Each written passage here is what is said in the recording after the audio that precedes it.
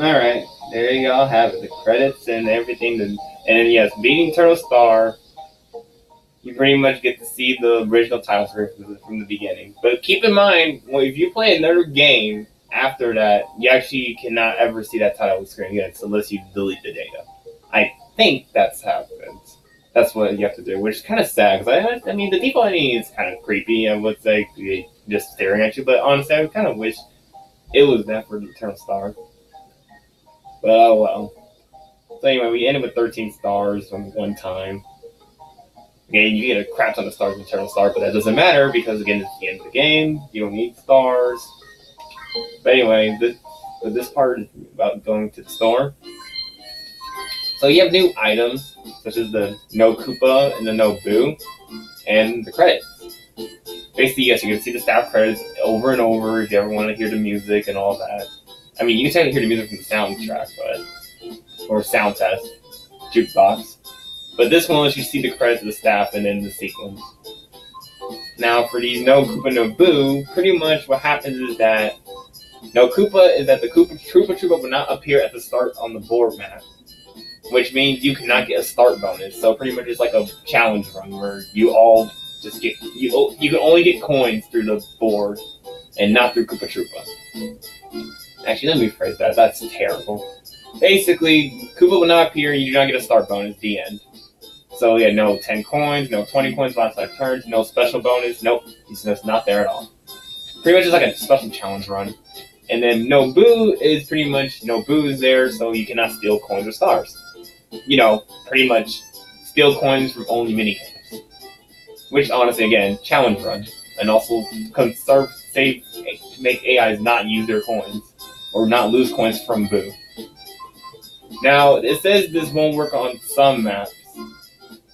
What they mean by that is that, I don't know why they say that, but it's like one thing is that every map they're in with the No Koopa No Boo, they will not appear. I don't know why they say this won't work in some maps. It feels weird.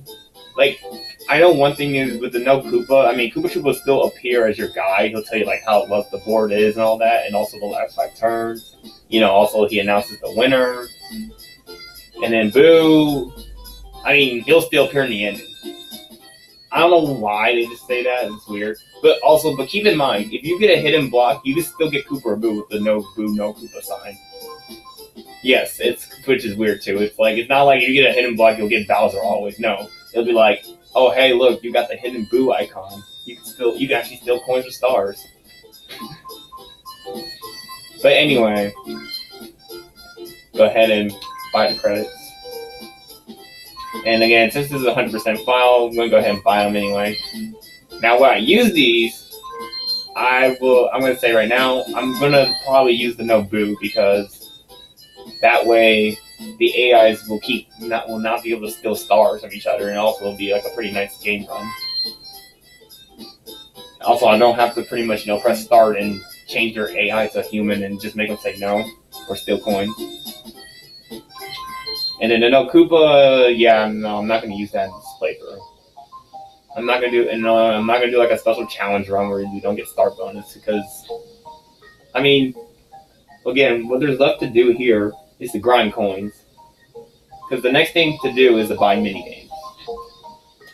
But before I do that, I'm going to go ahead and check the bank. So you have 207 coins. It's amazing how many stars you've gotten. You really are a superstar. And then, yeah, if you ever want to see credits, just go to your items. There it is. Yeah, so you watch it. You can skip it anytime with the start button. And then, yeah, you can take the signs with you, which I'm going to go ahead and use the No Boo. Because, again, all that's left to do is grind coins and get minigames. As basically, I plan on revisiting all the maps I only did one time. So you use like Peach's Birthday Cake, Tropical Island, We Did the Room, Wrinkle Castle, Eternal Star. Like I said, I plan on revisiting them at least another time for standard play. For all of them, basically. Except maybe Eternal Star. Maybe Eternal Star, I'm still going to save. The only second time we'll replay will be for the 50 turns. I may not do a 35 turns Eternal Star. Because again, I'm trying to get coins, not lose them. But now, next thing left, minigames, right? We have none bought. So, fun fact about minigames is that there is actually another special item to get in the shop. But to do it, you have to buy at least 30 of these minigames you found. 30 of the 50 you collected. Or just 30. But beware, these games are pricey, as you can see, for a lot of them. Which is, yeah. But here's a trick, though. The trick is, your objective is to buy all minigames that cost less than 300.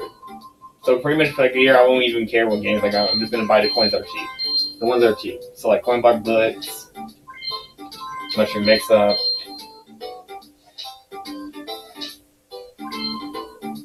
Bash. Like I said, again, this is all going to come down to just buying these mini games. Again, I'm telling you, the real trick you want to do is buy all the games that cost less than 300. Any game that costs less than 300, you should get those games first. I'm telling you right now. That's what you do.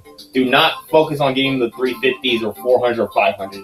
You will literally waste coins in the future, in the later run. And now it's like, oh, you want me to like more? No, I can't even afford them. Yeah, I'm telling you right now because there is a special item for when you get 30 mini games. It's pretty much a mini game gumball machine where you pay 300 coins to get a gumball that will give you a mini game. And pretty much, it's like, it will save you coins. So, like, let's say, hold on.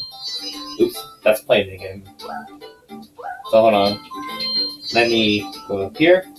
So, like, let's say you wanted facelift, right? But, again, the trick is, if you use the gumball machine, you will actually save yourself 100 coins because you'll pay 300 for a gumball.